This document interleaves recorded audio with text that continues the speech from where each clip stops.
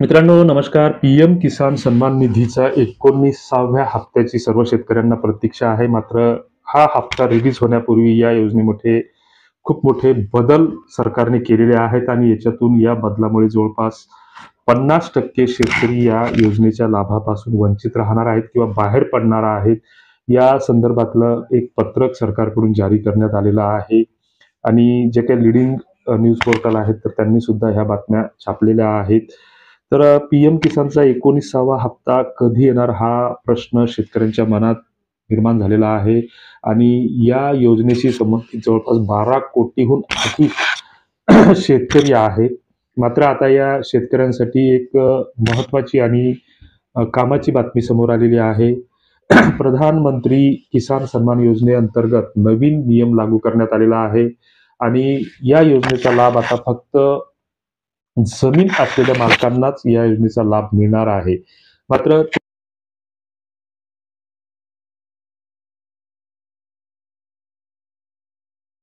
काळजीपूर्वक तुम्ही ऐका.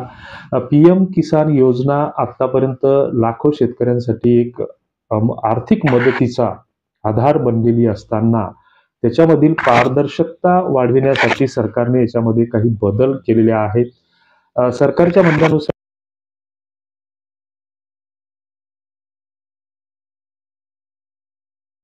आजी-आजोबा किंवा इतर सदस्य असतील आणि त्यांच्या नावावर जर जमीन नसेल, तर अशा कुटुंबातील त्या सदस्यांना त्या योजनेचा लाभ मिळणार नाही, असं सरकारकडून जाहीर करण्यात आलेलं आहे.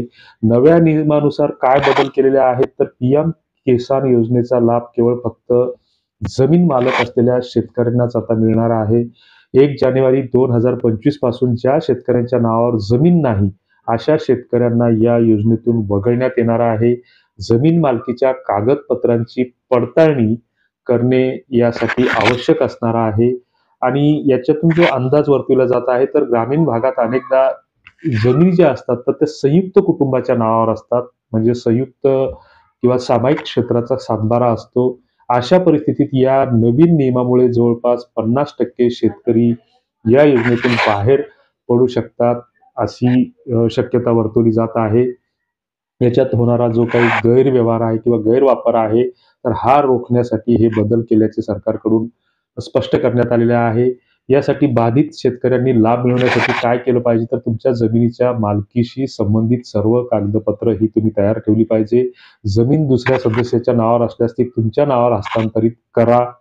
म्हणजे सरकारने जमीन हस्तांतरण प्रक्रियेसाठी विशेष हेल्प डेस्क स्थापन केलेले आहेत. तेथे संपर्क करून जमीन तुमच्या नावावर हस्तांतरित करा.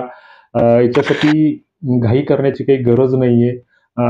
स्थानिक वर्तमानपत्रातून याबाबतच्या बातम्या प्रसिद्ध होणारच आहेत. आता नवीन नियमानुसार हे नियम सुलभ करण्यासाठी काही जिल्ह्यांमध्ये पथदर्शी प्रकल्प सुरू करण्यात आलेले आहेत.